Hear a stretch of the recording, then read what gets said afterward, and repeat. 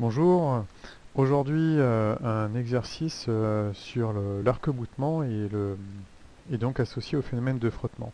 Et le support pour l'exercice ici c'est une perche de téléski, mais vous allez voir dans pas très longtemps que finalement ça sert à bien d'autres choses. Donc là vous avez sur sur la gauche de la présentation le mécanisme de la perche. Alors il faut imaginer que le câble passe juste à l'intérieur ici.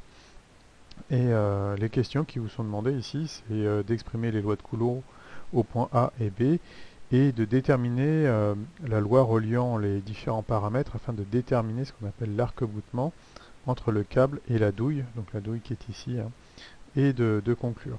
Alors, pas de problème, vous avez ici les points A, les points B, le câble qui est matérialisé, et ici la droite support qui symbolise l'action du skieur quand il est tracté par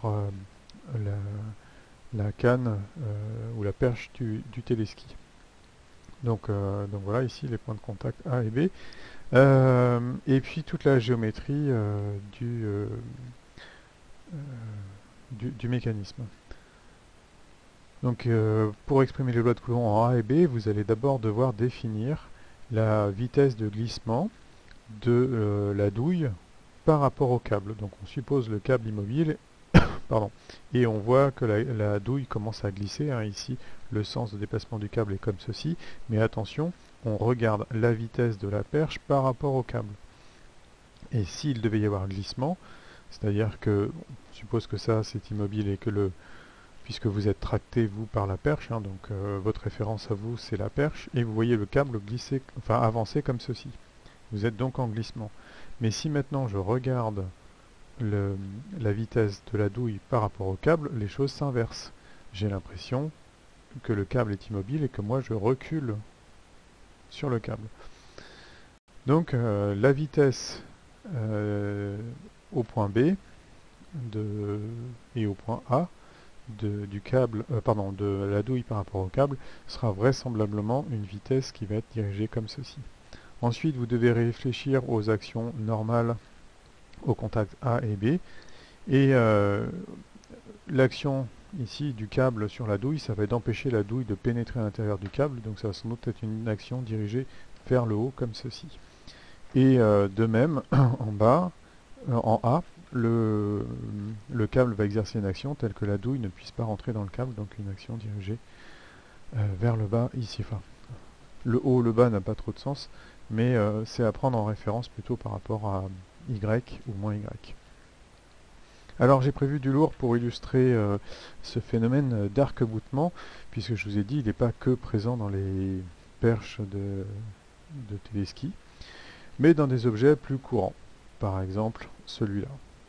Alors, pour ceux qui n'ont pas trop l'habitude de bricoler, ce truc-là, c'est ce qu'on appellera un serre-joint. Vous avez une partie mobile ici et vous venez serrer et ça vous permet d'assembler par exemple deux plaques ou deux planches ensemble. Voilà, c'est beaucoup utilisé en maçonnerie. Alors vous voyez ici que le dispositif de réglage, enfin de la liaison hélicoïdale est relativement courte. À noter ici comment dire, que normalement vous avez une liaison plutôt type rotule, alors qui est un peu cassée ici, hein, enfin, qui a beaucoup de frottement. Bon, c'est pas l'objet, hein. Ce qui nous intéresse, c'est ça. Et regardez bien, vous avez ici ce qu'on pourrait appeler du jeu, mais une rotation possible. Alors pourquoi ça m'intéresse? Eh bien tout simplement parce que quand je vais être en phase de serrage, donc quand je vais tourner ça, ici je vais avoir une action qui a tendance à me mettre en rotation, et vous voyez apparaître un contact ici, là, avec comment dire, le support du serre-joint, et de l'autre côté. Donc si je les matérialise par un petit repère, je pourrais vous mettre ici, avec un peu de pâte à fixe, le point B, et ici, le point A. Ok. Et donc, dans cette configuration, je vais bien avoir une action normale et une action tangentielle. Donc, comme on l'avait vu ici, ce qui m'intéresse pour qualifier l'action tangentielle, quand je vais faire un effort dans cette direction, c'est bien de regarder la vitesse de cette partie mobile par rapport à celle-là. Et donc sous un effort dans cette direction, je vois mon système se déplacer vers la gauche ici.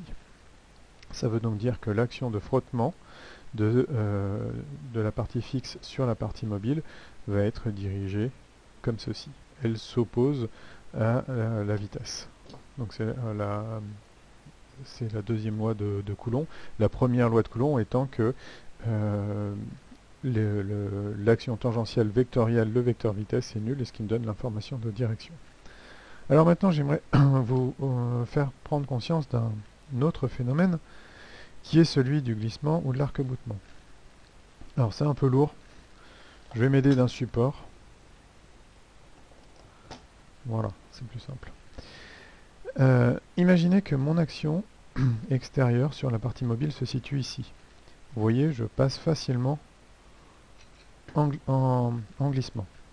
Et je vais déplacer petit à petit mon point d'application de la force extérieure.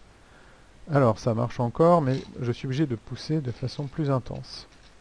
Et puis je me mets ici. Et là je suis obligé de pousser vraiment de façon importante. Ah, mon support vient de lâcher. Et dernier essai, je me mets au niveau de cette partie-là. Et là, j'ai beau pousser tout ce que je veux. Et oui, croyez-moi, je souffre là. Eh bien, ça reste immobile. Je suis passé en arc-boutement. Et donc, c'est ça que l'on va étudier sur cet exercice. Alors, deux approches. Je vous propose de vous donner un coefficient de frottement avec, dans ce cas-là, un angle associé, hein, puisque le tangent de phi est égal à f, le coefficient de frottement. Vous me tracez les droits de support des deux actions en A et en B, et vous regardez leur point de concours. Si on néglige le poids propre de la perche ici, on va se retrouver sur un équilibre statique d'un solide soumis à 3 glisseurs, et donc de direction non parallèle, donc les directions sont concurrentes. C'est ce qu'on a pu observer ici, hein, sur mon système, je le reprends. Vous avez une direction d'effort qui va être comme ceci, une autre qui va être comme ceci,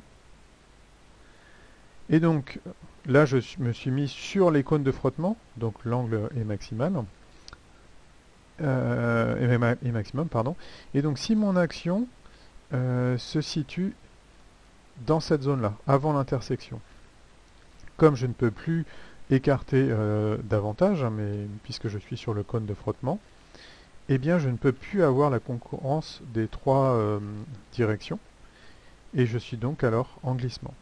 Et plus je me déplace comme ça, plus j'arrive à la zone d'intersection, et donc là je suis à la zone limite entre l'arc-boutement et le frottement. Et si jamais je décale mon action dans cette direction, je vais pouvoir ouvrir pour passer non plus en frottement, mais pour passer ici en adhérence. Donc là, quand je dis ouvrir, c'est rentrer à l'intérieur du cône de frottement. Et donc ici, il y a l'équilibre statique et la notion d'arc-boutement. Donc voilà ce que le TD perche de téléski va vous permettre d'étudier.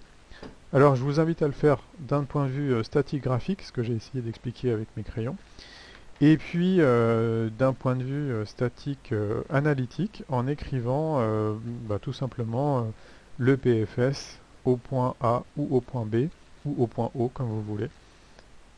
Et vous devez aboutir à une relation géométrique, puisque comme je vous l'ai montré, ici c'est une distance particulière par rapport à A ou à B, qui fait qu'on rentre en arc-boutement ou non. Alors bien sûr, cette distance va être liée aussi à l'intensité du coefficient de frottement.